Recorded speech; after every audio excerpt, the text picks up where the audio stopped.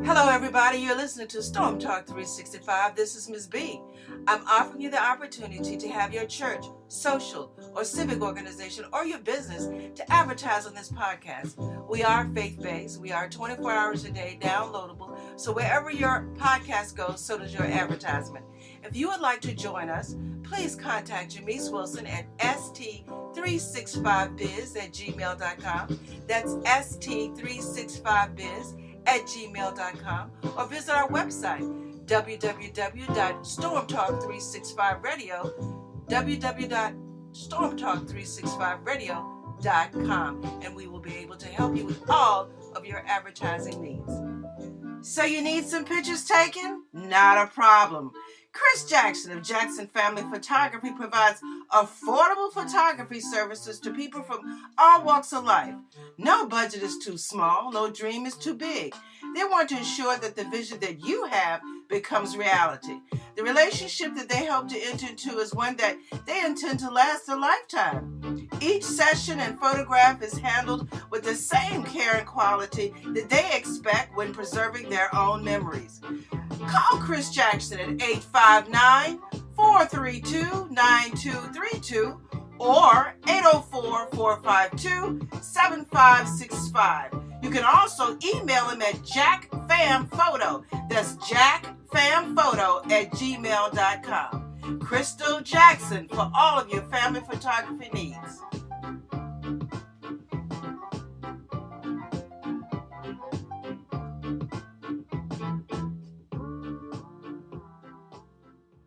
Good morning. Welcome to another episode of Follow Your Dreams with Coach and Lo. It's your boy, Lo. Coach, what's going on, man? Hey, good morning. Good morning, Lo. Hey, man, I'm just hanging in there, man. You know, I'm super excited about this show because I want to talk about leadership. I want to talk about some people that are just monumental in leadership and someone who speaks of character. And I was pondering on the inauguration of President-elect Donald Trump, and I saw Barack Obama greet him in the White House. And for me, it was just amazing to see President Obama's character. He's just a man of high class greeting Trump, and I'm looking at Trump, and we know there's a lot of tension there and whatnot, but you know, I'm sitting at this moment, and it really hit me like, wow, this is the last day President Obama will be our president. And I will never forget the moment he actually won. Because for me, growing up in Massachusetts and learning African-American history, and as we're approaching African-American history and Black History Month, you know, it really strikes me that we had a president who was Black. And I say this because growing up and learning about Martin Luther King, it was like, hey, this man was a leader. He had both whites and Blacks on his side. He was a man with tremendous faith. His communication skills were impeccable, and people really followed his lead.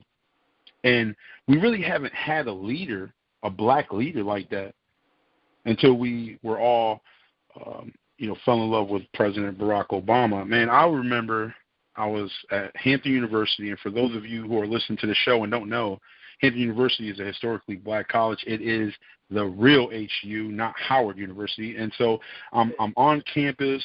I never forget the Obama administration just really pushing. They were really trying to get everybody active into this voting election. And we had the celebrities, Puff Daddy had his Vote or Die campaign, Kanye West, all of these, comedians and actors that were and musicians were really just pushing this presidency, and I was excited, and this was my second vote because I actually voted when I was 18 years old for President Bush, believe it or not. But I voted for Barack, and I remember being excited, man, and we were up early, and it was raining at Hampton, and we voted, and then when we got back, we started watching the news. We were excited when we heard that he won that night, and I mean, he won by a landslide. I remember the celebration. People were popping champagne, bottles were popping. The campus was just they were just lit all the way, and it was just a really. I couldn't believe it. I couldn't believe the experience because I remember in second grade learning about Martin Luther King, and I'm just like, wow, this man just about 40 years ago, we had Dr. Martin Luther King, I Have a Dream speech, and the racial tension that was going on, and to see this man win his presidency and now watching him leave after 8 fabulous years, a lot of people feel a certain type of way about it. But for me, I just look at his leadership, his communication skills. Hey, tell me, Coach, man, just what were you at that night, man? I mean, what was going through your mind? I know we talked about this. Just what was going on in your mind? Yeah, man. So I was actually laying in the bed watching the whole thing, watching the numbers. And like you said, it was like winning the championship, knowing you were up by like 20 points, running the clock out. For all those you don't know, I was using a basketball analogy. And just holding the ball to win the championship. And I felt like I was right there. And I just thought about my grandmother at the time and talking to her and how happy she was that she lived to see this day. And she was so happy. And for the generations before us, your grandmother and grandfathers, it was something that they never even dreamed of happening. And then Barack Obama steps on the scene and does his thing, and it was a high energy. It was very emotional, and like you said, to whether or not you agree with his policies, which some of them I didn't. You mentioned 2 things. You mentioned character, okay, and the way he carried himself, and that represented. I think that did more for me than anything else, because we are so brainwashed by the media, by so much negative things about a black man, that the media tries so hard, man, to try to find anything they could on this man. And this dude always had his I's dotted, T's crossed. And with his family, his wife, he represented the black man. And I think that's what I'm most proud about, Lo. And it's going to be interesting to see Trump in the office. I know a lot of people are, I guess, are not happy with that situation, but hey, I guess there's more people that are happy with it than not, because they voted for him. So he's in the office. Right. Yeah, he's in the office. Yeah. And I know. Piggyback, before he was in office, he was a billionaire, and he had a show, and I used to watch it, and that always interested me, and definitely read some snippets of his book, so familiar with his principles as far as financially and his success financially, and the way he was a leader in the business realm. So Trump himself has been a leader and a successful leader. Would you agree, Lo, in that? Being one of the I absolutely, man. And Coach, in our Future Billionaire Mastermind group, we had the opportunity to meet your mentor, Adrian Howard, and I asked him right before the new year had started. I said, hey, Adrian, it's Lauren. Just wanted to see, hey, what's your top 3 books that I should read? And he actually, one of the top 3 was Donald Trump's The Art of the Deal. And so I got that on order, and I'm looking forward to it. And I agree. I mean, he's very successful. He's had some ups and downs. And besides the point, guys, I mean, here's the thing. A person's character is one thing, and obviously Donald Trump, we're not going to be political here, but, people can say what they want about his character. At the end of the day, I've worked for some people where I didn't feel that their character fit me and their best interest wasn't for me. But I was able to persevere, and I think that's what we need to understand, because I wouldn't forget President Bush, and I voted for the man, and he let me down because I was like, wow, man, this guy really doesn't know what he's doing. But at the time, I just really felt like he put ourselves in a situation, and I wanted him to get us out of it. I didn't want him to get away with it. You know what I mean? And so that's kind of what I did with that. Hey, Coach, we going into Black History Month. The 2016 brought some great things to the United States. We had the Smithsonian. How do you pronounce that, man? I always Smithsonian. mess that up. Yeah, man. It's one of them tongue twisters, man. Forgive me, guys, but you know, I seen that thing open up, and I'm really excited. I know you're up in that area. I'm not sure if you've gone to it yet. Yeah. I can't wait. So I got a friend. Actually, he went to Hampton with us. Lives not too far from it. Says a great thing, and well, one of the guys I follow, Eric Thomas, all the time, he took his team there. Said it's just so emotional to see it. In North Carolina, they have the Greensboro sit-in to turn into a museum for the Greensboro Forest sit-in that, and which is a great experience. And Lo, going into what we talked about. The Black History Month, we talk about leaders, man, and we talk about leaders who have paved the way, and so a couple of things stood out to me, man. And the most successful men and women that have reached a high level of success, and we recognize a leader, these men and women are self-reliant. Would you agree or not? They rely on themselves to right. make it happen and come up with solutions. Would you agree with that, Lo? Oh, absolutely, man. They're definitely solution. They come up with solutions. I call them PPS, you know, professional problem solvers. They come up with a way to really figure out a solution for a problem. And I think Barack did that because at the time he took over, we were facing a lot of adversity. Our economy was failing. We were definitely in a war that in Iraq that he actually ended. And like you said, we can agree with his policies or not, but I think he did a lot of great things. The student forgiveness loan that he gave out. I just think that when it comes to Barack Obama and it comes to his legacy, I think of his family values. His family values, he loved his wife. He was a great father. And that stood out to me the most, Lo. Right. That really stood out to me the most, and that's why I think he represented what a black man and a father should be. See what Obama understood was he controlled his own thought process, all right, and he was able to control the decisions that he made, and he became a great leader. So he understood that early in the game, and I think that's what people like me and you who aspire to be great and lead other people.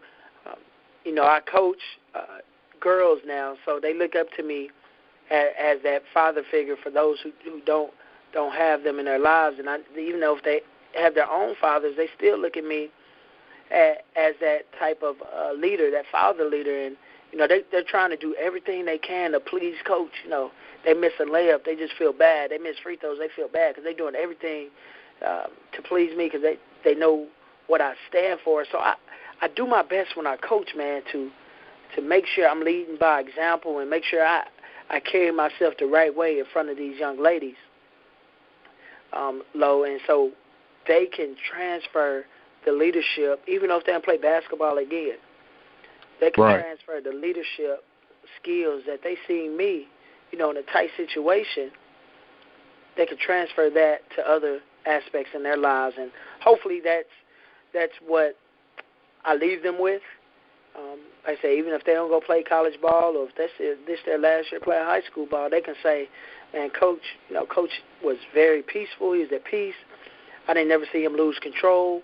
He always had control on the sideline, and we really appreciate him for that." So that's the things I seen Obama do, Lo, while going through everything. Man, the media was trying to kill him. Not literally, maybe literally, but he was able to hold that composure, man. I seen him, like, every time I watch this man speak, you know, people in the crowd yelling, he's just up there, and his composure was out of this world, Lo. And when you seen him speak, what were your thoughts every time you seen him speak? Well, I'll tell you one thing, man. I got to see him speak in person in 2010. He actually was my commencement speaker at Hampton University in 2010 when I graduated. And again, this man, like you said, he kind of owned the microphone. He went up there. He had confidence, his composure. He was very calm. He delivered an effective message, and his leadership is expressed all over his demeanor. You know, his whole body. You could just see a man with class. And like you said, just recognizing that means something. It does something to you. It does something to you spiritually. It does something to you emotionally, because you hit on something, Coach, just a minute ago, and I wanted to add on that and piggyback on about you being a leader and a father figure as a coach. I had a football coach, Coach Watson, man, Bill Watson, man, and Watts. I call him Watts. He was my father figure. When my mom went away and went to jail, I didn't have any leaders. My father was not in my life. You know, he was in the streets. I actually didn't know my biological father. And so my football coach was my father figure, and his leadership actually gave me courage. It gave me hope that, wow, look at this man. He got the same skin as me. He speaks like me. He lives where I live, but he's living a better life. And that really encouraged me as a young man, seeing that. And I think we talked about this before, if it's not from the first episode, I believe when Ms. B was interviewing us, you mentioned one of your goals is to have black leaders or minority leaders of all colors, but really just coming into the schools and showing their face, walking the hallways, going to lunch with these kids, and the effect that it can have. I think it would be major, you know, and I think that I try to do that as much as possible. That's why when I was really noticed from the news and the media, it was like everyone told me, hey, make sure you give back. Make sure you put your face in the community. Right, let these kids see your face, you know? Right. So, you did the right thing. You did the right thing. And Lo, see, people like you, when I say people like you who may not have the father in their life, see, if we go back to my friends that I grew up with now, I have a small circle. I have two friends that I grew up with, and one's an international pilot. He had a mother and father in his life. And he's a professional athlete as well, professional weightlifter. Then I have another friend who's he runs his own bank in Oklahoma, Bank of Oklahoma, and he has his own DJ business. See, we all were tight. We grew up with each other. They ended up going to Oklahoma State, going to school there. I chose to go to Hampton. I met two other friends who did not have fathers in their lives. And my father became their father, Lo. And you can see the difference, man. But what the guys, see, I say that to say it doesn't matter your background or your education. You know, the best opportunity you have, it's within yourself. See, leaders, okay, believe they can make the best out of their situation, you know, by developing the necessary skills and put in the work. And I think, well, I know that Lauren Wilder developed those skills at an early age and recognized what he had to do to make a better situation for him and his family. And see, that's why right. Your story is so important, because Lauren Wilder recognized at the age of 14, hey, you know, I got to get out of here. I got to get out of this situation. And then you recognize I got to learn how to feed myself, and recognize I had to work two jobs so I can have my own place, you know. And then Lauren, on top of that, Mr. Lauren Wilder, what he did, guys, if y'all don't know his story, it's amazing, and I share it. What Lauren Wilder did, he understood that for him to get to where he wanted, he had to get an education. Right. And not for monetary gains, because I'm pretty sure you already had the entrepreneur mind, you were already leadership, but you understood that getting an education will open up relationships that you would need at the end of the day. And just want to listen to this, Lauren, listen to this right quick. See, think of this as your life as an airplane, okay? See, you're the pilot of your plane. So your plane, all right, is your life. And Lauren, see, leaders follow other leaders. See, they use the same coordinates like a plane to arrive at a destination. Before a plane takes off, they're given coordinates to arrive at a destination, right? So your coordinates are given to you in life through relationships with other people, your relationship with God, through books, and the number one book in the world, the Bible. See, I know you heard it before, Lauren, readers are leaders. And leaders also have mentorships. Right. And then what happens, Lauren, like me and you and our group, when we reach the level of success, at the end, we'll end up developing our own set of coordinates. And then we'll be able to share them like we're doing now on the show to inspire other up-and-coming leaders. So they'll follow some of the same coordinates and to reach their ultimate destination.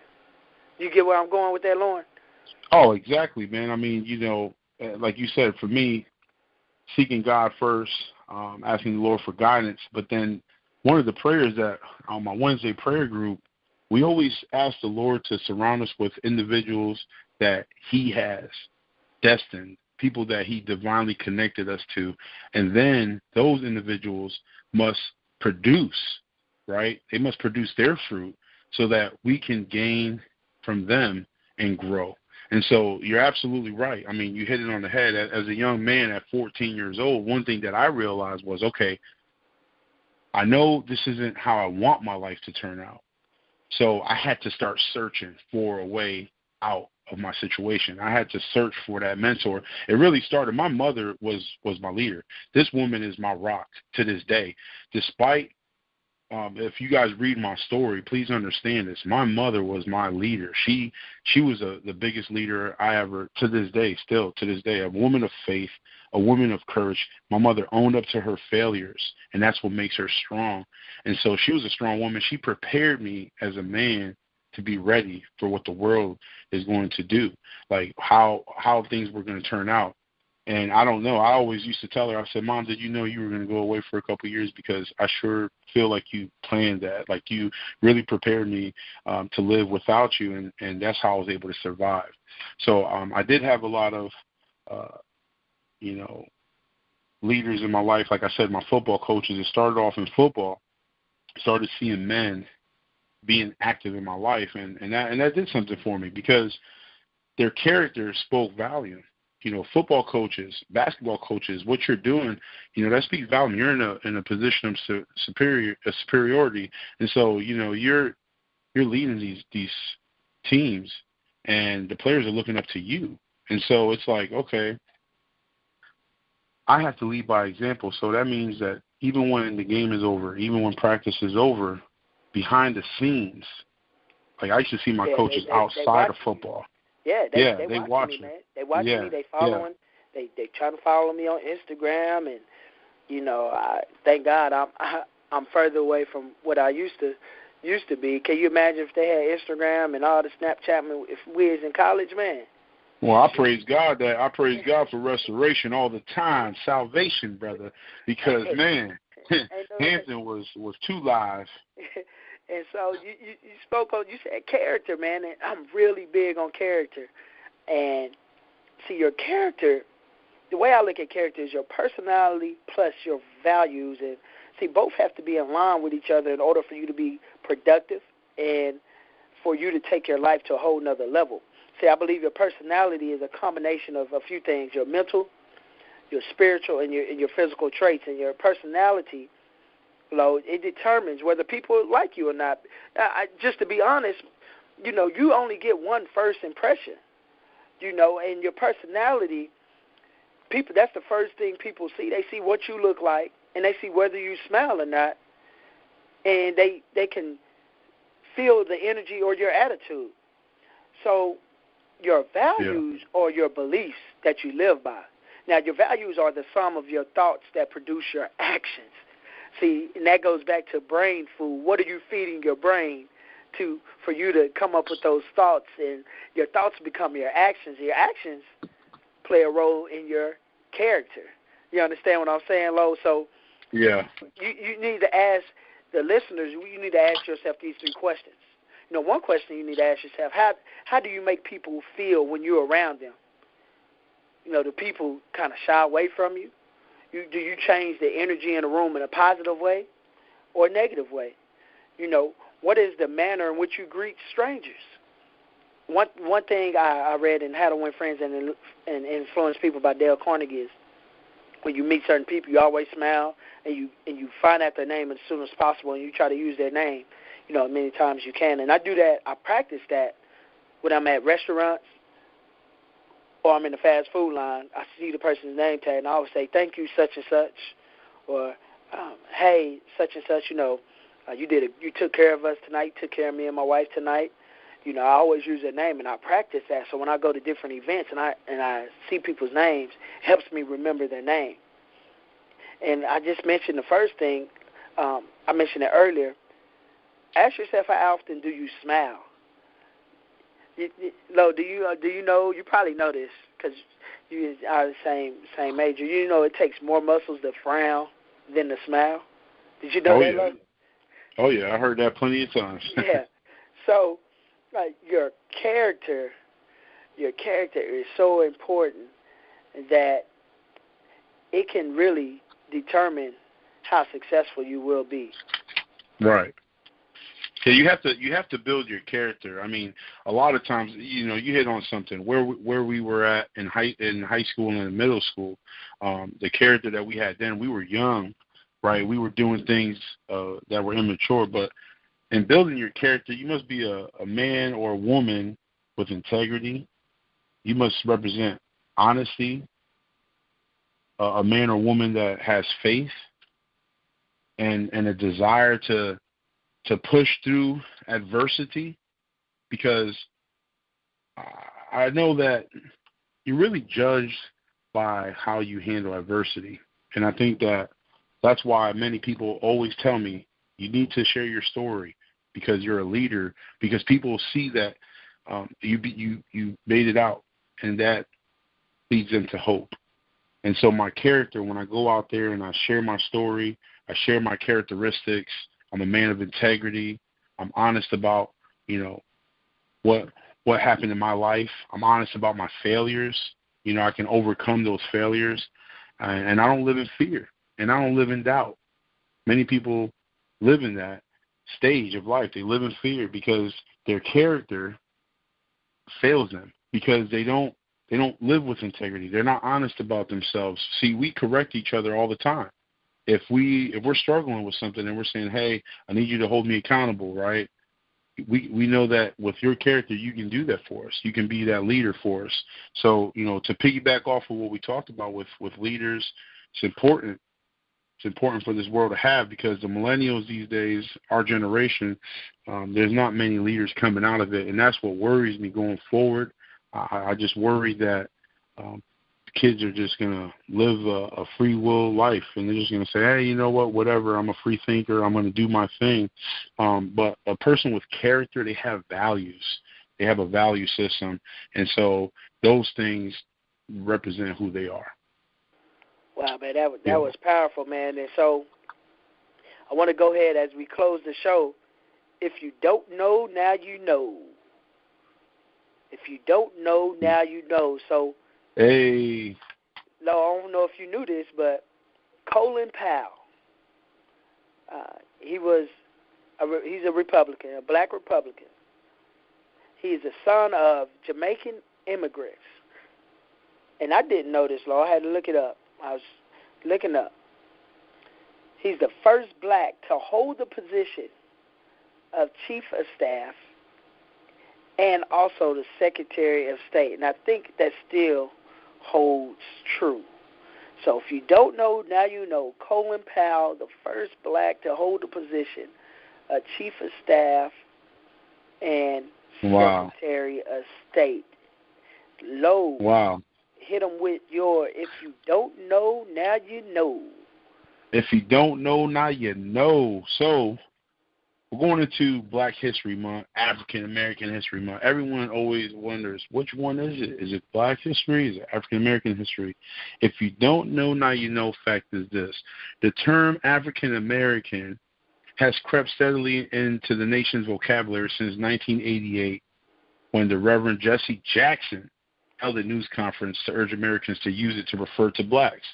If you ever listen to Malcolm X or even Martin Luther King, you would hear them say the Negro American or the Black American.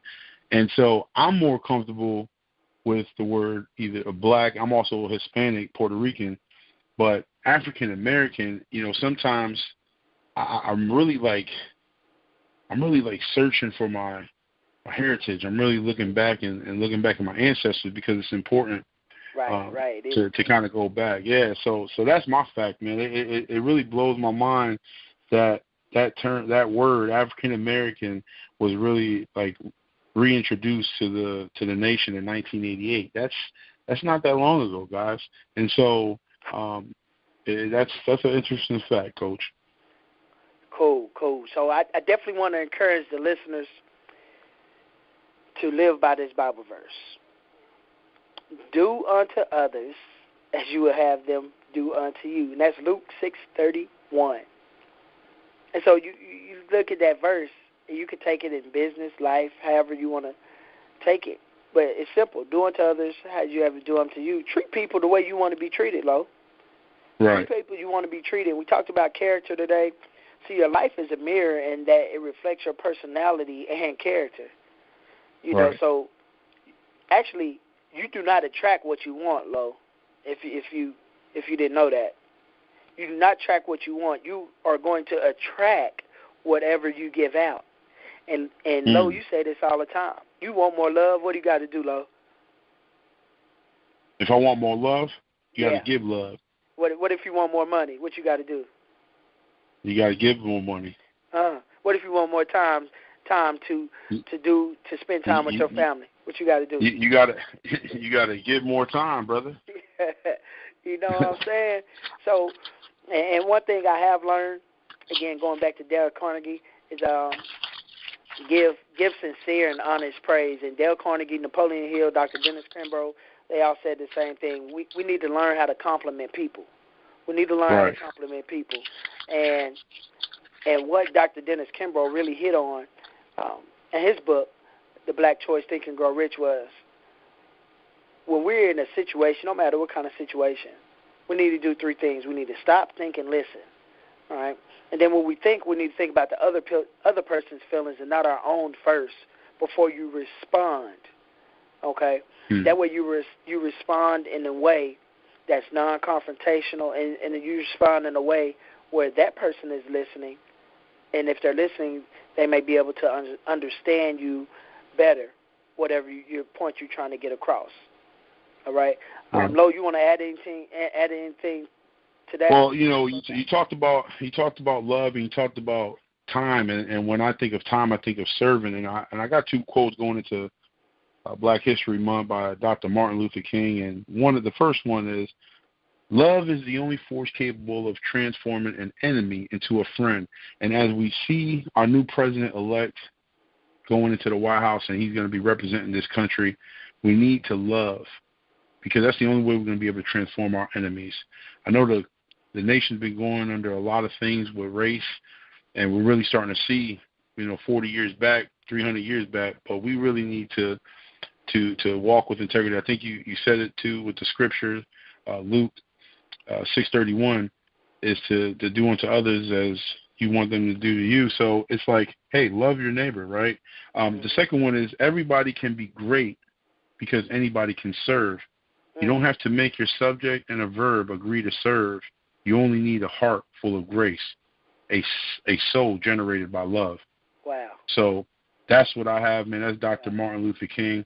If you guys haven't watched any of his videos, they're powerful. So go ahead and do some research on Black history, and really just look at the characters, look at their character, look at their leadership. It's tremendous. That's what I have for you today, Coach, man. I look forward to next week's show, and that's it, man. God bless everyone. Yep, God bless. And guys, anything that we shared with you today, let us know what stood out to you the most. Share the link however you listen to us, either on Spreaker, iTunes, or YouTube, or you visit the website, www.dreamchaseracademy.net. You guys have a great week and looking forward to see you at the top. Peace. Peace.